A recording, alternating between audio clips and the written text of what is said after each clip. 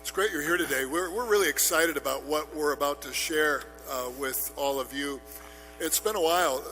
We started this about 10 years ago, three pastors, whenever we had a series that would benefit from three different perspectives, or if there was a moment, a message that we really wanted to emphasize, we started doing this. Unfortunately, someone coined the term three-headed monster early, and that stuck. And we never found anything more spiritual than that. So let us know if you have a better title. Three-headed monster. Ironically, about what happens when you put three preachers on a stage at the same time, you triple the length of the message. So I'm just letting you know, lunch is at 2 today, all right?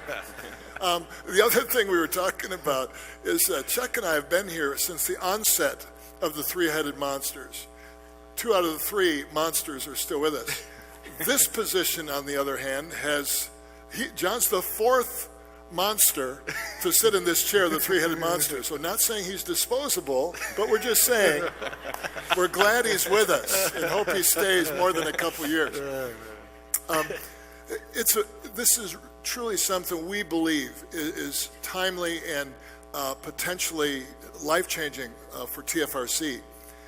And we're going to share something called an I3 challenge in just a minute. But there's just a foundational passage, and it seems almost too basic because most of us could probably memorize part of it by heart.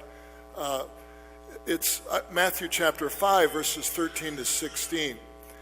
And it's easy to blow by this passage on our way to more sophisticated, more philosophically significant passages perhaps. But there's no more important passage than you'll ever read in the Gospels than this passage. And we want that to be the foundation of what we discussed today. So Matthew 5, 13 to 16, Katie Hall has so willingly volunteered to read for us. Katie, appreciate that very much. And what we do here is we stand and face the middle of the room because we believe Scripture is central to who we are as a congregation in our lives as Christians. Katie, whenever you're ready. You are the salt of the earth, but if the salt loses its saltiness, how can it be made salty again? It is no longer good for anything except to be thrown out and trampled underfoot. You are the light of the world. A town built on a hill cannot be hidden. Neither do people light a lamp and put it under a bowl. Instead, they put it on its stand, and it gives light to everyone in the house. In the same way, let your light shine before others, that they may see your good deeds and glorify your Father in heaven. Thanks so much, Katie. You can have a seat. You know, I also have to say, when we do stuff like this, we have so much fun. Fortunately, you can't see what really happens in the process. What we do here is a little more concise, but man, we have way too much fun doing this. 2 years ago this day, this Sunday, we introduced to you one of the coolest challenges we've ever done here at TFRC. Remember the Good News Challenge? And basically through the course of, I don't know how many weeks, 2 or 3 months, each week, we would issue a challenge. Yet we are here every Sunday. Many of you are so faithful in your attendance, and it's so easy to come here, listen, take a note, sing a song, shake a hand, and then say goodbye. But our faith is so much more than that. And for about 3 months, we invited you each week to do something as a result of what you heard. And let me just review that. We don't have the map up this morning. Probably should have done that too. 1 week we challenged you to recite the Great Commandment. Another week we challenged you to pray for someone who needed healing. Another week we challenged you to invite someone for coffee or lunch. 1 week, this was my favorite, we encouraged you to be positive for a week. Now that was an incredible challenge, wasn't it? And I think we had about 10-15% that actually complied on that one. The one that I'll never forget as long as I live was the tithing challenge. Remember that? Where we invited everyone to tithe on one Lord's Day to see what God could do, and I won't get into the details, but God blessed the socks off the Magic Valley as you contributed an amazing total. And it was an unbelievable moment in the life of this church. Another week, we challenged you to simply share your Jesus story with someone that maybe didn't know Christ. And of course, the big deal was, of course, and we're all such kids at heart, if you did the challenge for the week, you got to put a sticker on the map. And you bought that. You actually bought that. It was pretty cool. And we had this map with thousands of stickers on it, that is somewhere in the archives here. We want to challenge you again. Unfortunately, this time, I don't think there's going to be stickers. I know. I'm concerned about that too. We want to introduce you to this, and you can see it on the screen, the I3 Challenge. What this really is, truthfully, is the Good News Challenge on steroids. We're going to push a little bit harder this time, challenge you to a greater degree, but recognizing there's a lot at stake. I mean, we come together and have a good time. We love you guys and gals. We love TFRC. We're not perfect here if you're visiting. We got all sorts of flaws, but we truly, truly want to make a difference. We really, really do, in hearts and lives in the Magic Valley. And so it's significant enough of a moment that the three of us really need to weigh in. We wanted to weigh in together on it. And really, going back to the passage that Katie read, Jesus described the challenge really 2,000 years ago to permeate our circles of influence like salt, to dent the darkness. And you have that metaphor of 1,000 points of light, that's how it's to happen, but also collectively to become a light that pierces the darkness radically, revolutionarily. Yeah, and in light, if we think about it, it's a metaphor, right? We, right now, our family, we're going through the process of looking at homes. And we will walk through these homes and we'll step in and none of the lights will be on, right? And it will be dim. It'll be you can see, but you can't see that well. And we walk into these homes and this room is really, really nice. And then the light gets flicked on and it's like a horror film unfolds. And it's like all this awfulness. The carpet is just stained and I'm pretty sure something died in the corner. And there's paint peeling off the walls. And you're like, what? Light does something. When the lights are turned on, the darkness falls away, and what's left is sometimes not good stuff. And as we live our lives as Christians, and we be light as we believe in this good news thing, and it emanates from us, that's what happens to us.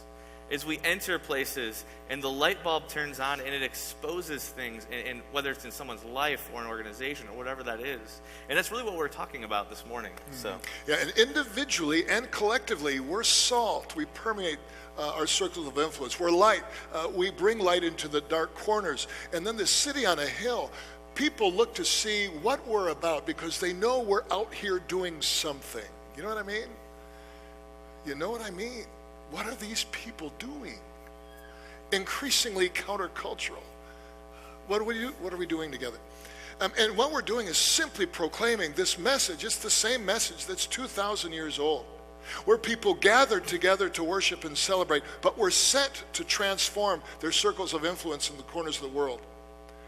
And what we really want to do here, we truly want to do is, and not that we've ignored it in the past, but take even more seriously our call to be salt and light, the city on a hill, collectively.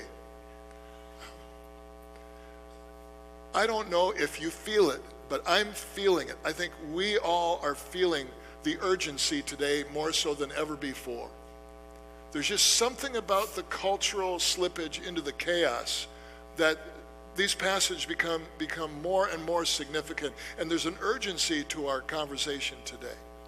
There's increasing opportunities because I know and you know more and more folks that are struggling to stay alive, let alone to thrive. We're struggling with a myriad of issues and traumas and dramas.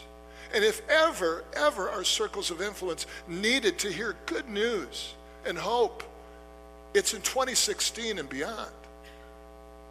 That's one of the reasons we're coming to you today, humbly and yet boldly challenging you to say it's time that we make a greater difference. And here's the challenge. Over the next 5 months, for the remainder of the semester, we want each of us to prioritize 3 dimensions of this challenge. First of all, we want you to consider inviting someone, and we'll unpack these in a few minutes. Inviting someone in the ministry of TFRC. Secondly, investing in someone's life. You may do this individually or as a couple or as a household or as a family. Third, involving yourself in some group, organization, whatever it may be. So that's, in a nutshell, the challenge. Those three words. And it goes back to the original statement from Jesus in Matthew 5:13-16. Chuck. Yeah, so the invite part of the challenge is simply the part that involves inviting someone into the community of faith. And the passage that we just heard, verse 15, talks about being a lamp on the stand that gives light to everyone in the house. And there's another passage I want to share with you in conjunction with that from John chapter 1, where Andrew, Simon Peter's brother, was one of the two who heard what John had said and who had followed Jesus. And the first thing Andrew did was to find his brother Simon and tell him, "We have found the Messiah," that is the Christ. And he brought him to Jesus. And Jesus looked at him and said, "You are Simon, son of John, and you will be called Cephas," which when translated is Peter. And as many of you know, Peter becomes one of, if not the, key leader of the early church, all because of that invitation. And invitations like that one have been changing lives for 2,000 years. And many of you are familiar with the stat that 80% of first-time church attenders attend because of a personal invitation. I think back when I was in college, I was part of a student group called Campus Crusade for Christ. It's now called Cru. And they have had and still have Christmas conferences. And I really didn't want to go to this Christmas conference, but I kept getting invited. And so finally I decided to go. And that conference was a turning point in my faith. And I never would have gone if I had not been invited. You know, we were talking about this week, and it was just striking to me because that, in some ways, is my story too. I was living in a frat house, and I'm not going to give you any more details than that. But I had a good Christian buddy named Dave who kept inviting me. He was with Crusade too. Crusaders tend to be fairly relentless in terms of invitations. Yes, but he kept inviting me to this Bible study. Come to this Bible study. You really need this Bible study. I really needed the Bible study. And eventually I surrendered, to Dave's invitation.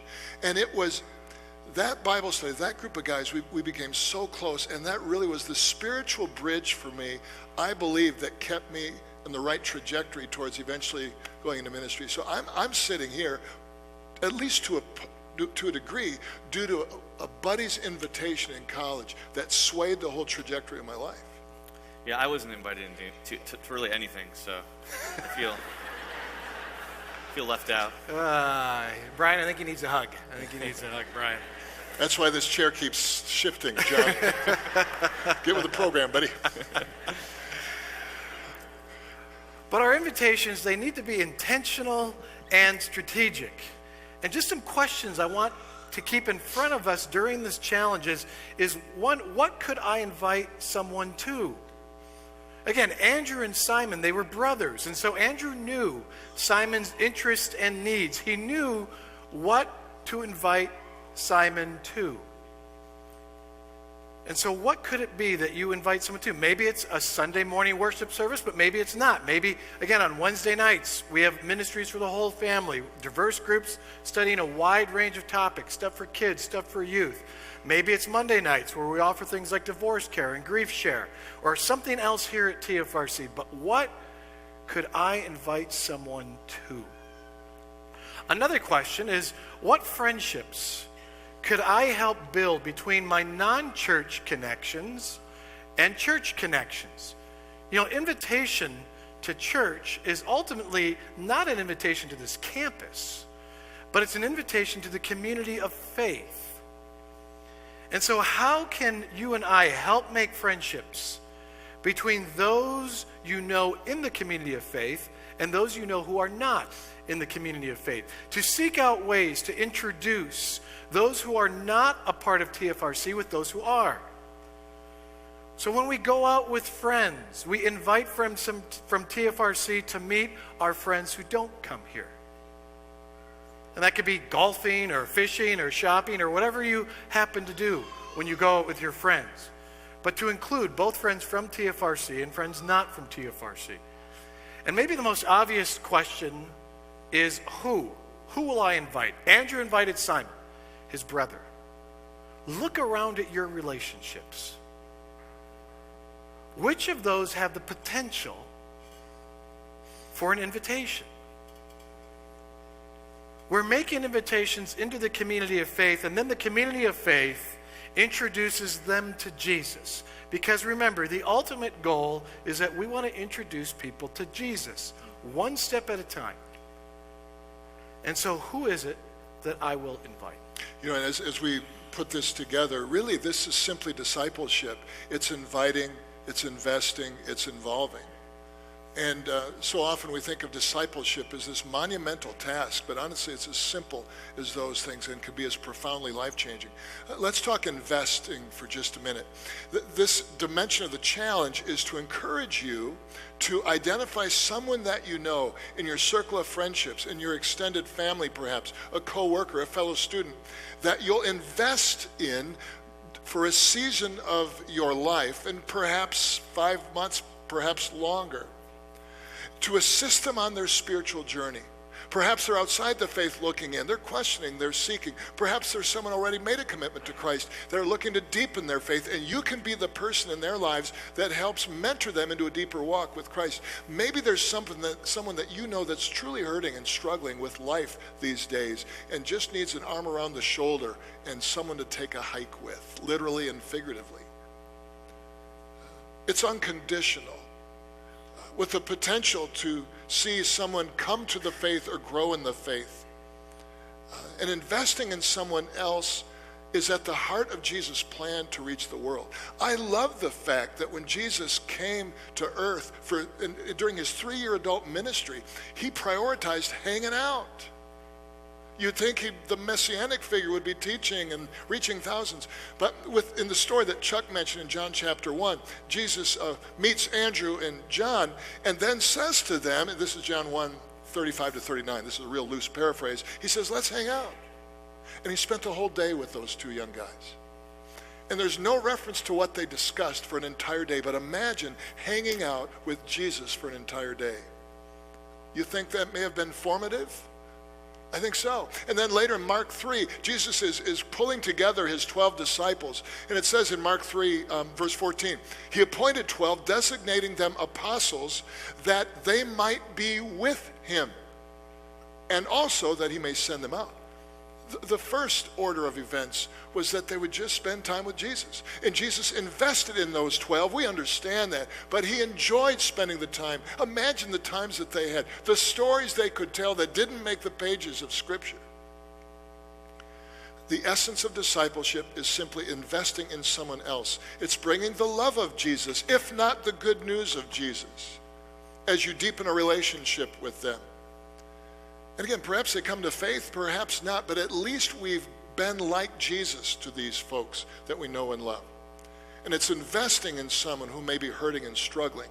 And again, from our perspective, there are more and more and more folks that are simply struggling to make it one day at a time. And so we're using the word invest pretty intentionally, first of all, because it begins with the letter I, and that fits with the other 2 I's. But not with an implication that you need a return on your investment, but investing in the sense of giving of yourself to that person in the name of Jesus, again, unconditionally. Yeah, I think it's really important to remember when we invest that we're not these people are people. People are not projects. And it makes me think of the scripture from 1 Thessalonians where Paul writes, because we loved you so much, we were delighted to share with you not only the gospel of God, but our lives as well. And that's why we invest in people, because they matter to us. You bet. And I wonder how many of us are here today, at least in part, because someone invested in us spiritually. And starting with our folks, or people around us. And you know the power of that, of being invited, of people investing. And the question we're simply raising today, and will continue to raise, is who is it that God's already placed in your path that he's calling you, the Spirit is leading you to invest in some way. Perhaps it's an individual that you know. Or perhaps you as a couple know of another couple. Or a household looking at another household. And I would encourage you to, if you're middle school, high school age, this is so crucial for you guys and gals as well, because each one of us, believe it or not, went through middle school and high school.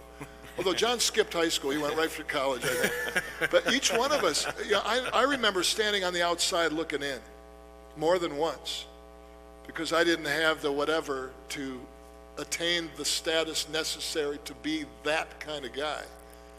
Maybe you know of a young guy or a young gal who stands on the outside looking in. Maybe you know of somebody in one of your classes that you know their family's just falling apart at the seams. And maybe God put you, believe it or not, in that biology class, in that math class, just so you could be the one to invest in a young guy or gal. And I'm telling you, the right person, investing in the right person can change the trajectory of someone for their entire lives. Let alone alter their spiritual and eternal destination. And that's something that we've been kind of thinking through this week, is the three of us would probably not have gone into ministry at all if there was not someone there that was investing in us. And I can think of a youth pastor when I was in the beginning stages of high school, and I actually didn't skip high school, surprisingly. Who knew? I was in the beginning of stages of high school, probably a freshman, and this youth pastor just was relentless. Let's get coffee. Let's get lunch. I think you're going to do great things in life, and push and push and push. And I know that did something. It shaped the way that my life was going to go. And I imagine it's true for most of us as well. Yeah. We all know that, don't we? Inherently, that there's people that really have made a difference in our lives because they took the time to make a difference in our lives. And again, I just come back to this, and I'll be relentless in saying there are so many people struggling, so many people hurting, so many people grieving, so many searching for truth in a day in which truth has somehow become so elusive. We've got an unprecedented opportunity here, folks. We really believe that. And that's why we're simply challenging you to invite or to invest. And so the third I is involve. And if you haven't picked up on it yet, it's INV. We almost named this the three INVs. It's hard to say. It didn't sound good, apparently. But the third I is involve. So we invite people to our faith community. We invest in people, discipling them in Jesus. And thirdly, we involve ourselves in the world around us. There was actually someone that came up to us after the first service and said, the thing that makes this place different is you care about the people outside. And that's what involving is. It's caring about people outside the community. Jesus says in our passage in verse 16, he says, "Let your light shine before others that they may see your good deeds and glorify your Father in heaven." We get involved because our involvement is a light to the world. When we are involved in the world around us, professing Jesus all the way through, we are a light to the world, and it darkens, or it lightens the dark places in the world. And as I've thought about this, there's really two kinds of involvement that we can think about. There's involvement that's like volunteering, right? There's volunteering. We take our time and we donate our time to an organization or a cause to help maybe folks in need or whatever that might be. And if we think about the Magic Valley alone, there's an amazing amount of places that we can volunteer. We can get involved through volunteering. Just in our little neck of the woods, just in the TFRC community alone, there's a lot of places. There's the Mustard Seed. The Mustard Seed is involved in just about everything these days, and they're always looking for more people. Always, all the time. There's also the Wellness Tree Clinic, if you haven't heard of that. It's a clinic for people that could not afford to go to the hospital to get things done, and so they go to this free clinic, and they always need help. They're always looking for someone to come and help and be a light in the midst of their work. Or even here on the grounds of TFRC, on Monday nights we have Recovery for Life, where people are literally coming into our building, and we have an opportunity to involve ourselves in that program to help folks. And so we can get involved, and it can look like volunteering. And just a second, imagine what would happen if all of us took it seriously that we were going to go get involved, we were all going to go volunteer someplace. What kind of impacts might that have on the Magic Valley? And so there's involvement through volunteering, and there's also involvement through putting ourselves in places of influence. There are places in Twin Falls, there are places in the Magic Valley that are full of it. They can do all sorts of things. They have power, they have influence, they're real game changers in the area. And we can put ourselves strategically in those places to be lights. If you're looking for examples, what about the Chamber of Commerce? What about getting involved in local politics, being light? What about getting involved in, perhaps one of us works for a large corporation in the area and we can be light there and we intentionally do so?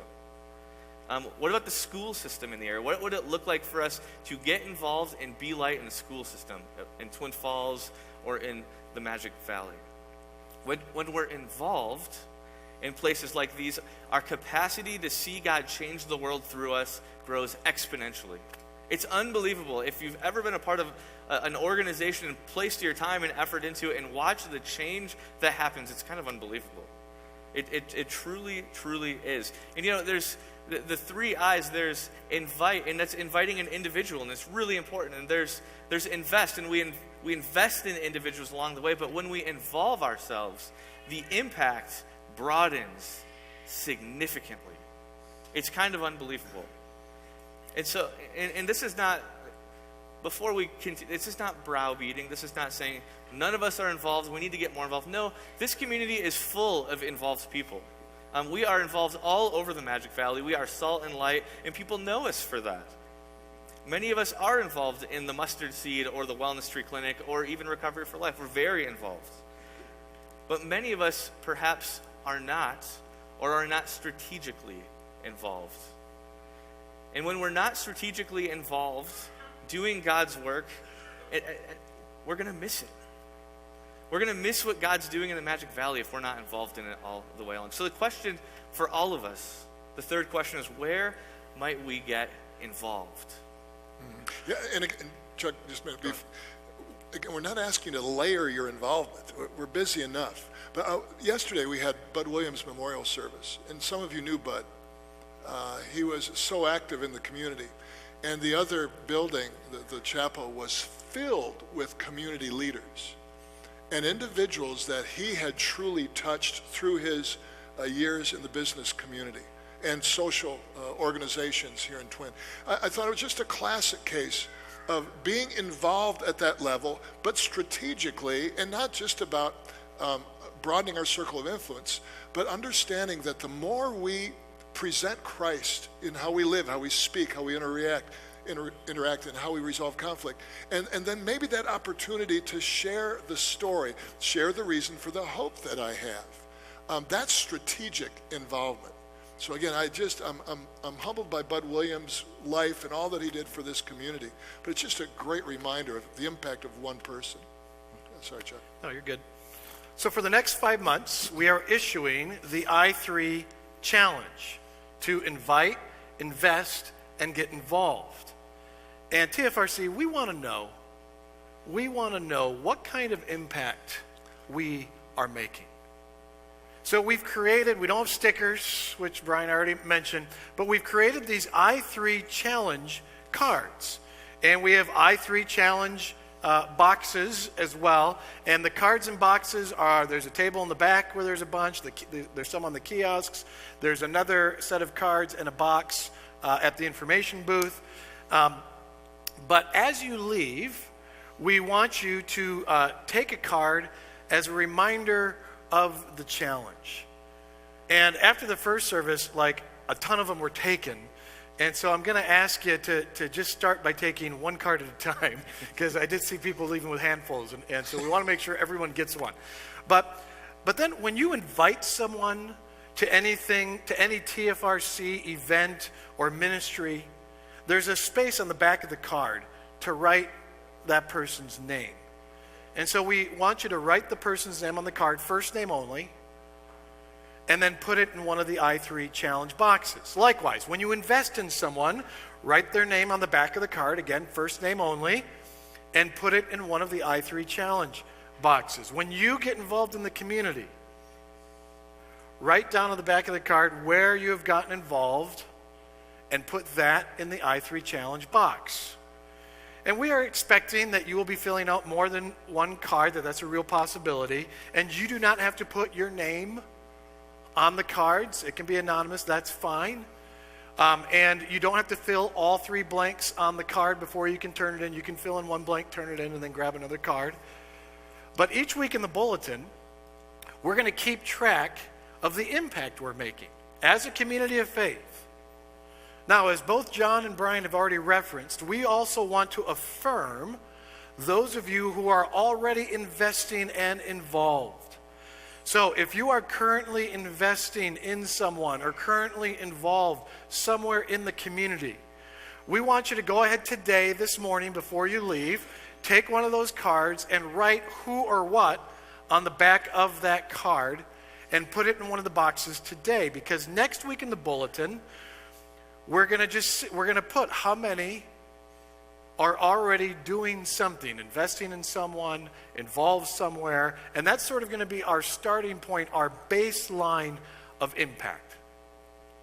Now, for the invitation piece of the challenge, we have I3 events marked in the bulletin. And we also have all sorts of different events in the bulletin. We've stamped I3 next to certain events. And those events marked I3 are designed to invite someone to. For example, January Jam. It's a fast-paced, fun night for the whole family.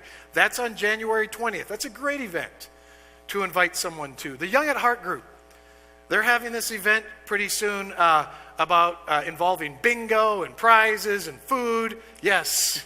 And that's a great I3 event, a great event to invite someone to. There's events for kids to invite other kids to, for youth to invite other youth to. And so those are marked in the bulletin and will continue to be. And then starting next week, on Sunday mornings, we are starting a series designed to invite friends and family to. It's called Addicted to Stress. We love the title. It's a 3-week series for the rest of January, and we're going to be talking about developing healthy perspectives and priorities towards work, family, and finances. And so grab a card on your way out and take the I3 challenge. And if you have any questions, need clarification, please come see one of us, actually preferably John. That would be great. So, I prefer Brian. Or Brian. That's great too. I'm out of town. Oh, all right. You good? I'm good. You know what's really intriguing to the 3 of us is to at least make an attempt to quantify the collective impact of this group of people. And again, it doesn't make us a better church, and it's not going to guarantee our salvation or anything like that, but haven't you always wondered, what could we do? What might we do if we take our commitment to Christ a little more seriously in terms of influencing those around us? I'm telling you, we complain, a few of us do, about the condition of the world today. Oh, how things, you know the conversations. Let's do something about it. But it's not going to be legislated locally. It's going to happen one life at a time. And this was Jesus' plan. You can debate it, you can negate it, but this was his plan, that we are the ones that are going to invite, invest, and involve. And in so doing, we're going to change the Magic Valley. That's all the disciples did, and they literally changed their world. We won't do this individually unless we truly believe in the power of the cross and the empty tomb. That Jesus truly makes a difference in the lives of people just like us. If Jesus has made a difference in your life, this whole challenge becomes much more easy because we understand that Christ still is in the business of bringing people to faith, of altering eternal destinations and transforming lives. That we have to buy into, or the rest is fairly meaningless. So we're excited because obviously we don't want this to feel programmatic, although we know what stickers do to a group of adults. The great motivator is what we discovered. But what we like to think is after this semester that somehow this challenge is infused into the DNA of TFRC. And wouldn't it be amazing if moving forward we seize the opportunity with a sense of urgency and discover our collective potential for reaching the Magic Valley for Christ? That's all we're trying to do. One life at a time. Just one life at a time. And it begins with us. And listen. If we do well, and we'll measure this at the end of the semester, every one of you is going to get a sticker. Go ahead, John. So when the service is over, if you look straight behind, right in front of the sound booth, you're going to see, it looks like a ballot box. That's because it is. Just has a cool sticker on it now. That is a place where you can put in the stuff that we're already doing. Fill it out and make sure that gets done today because we want to see what that number looks like. But let's pray.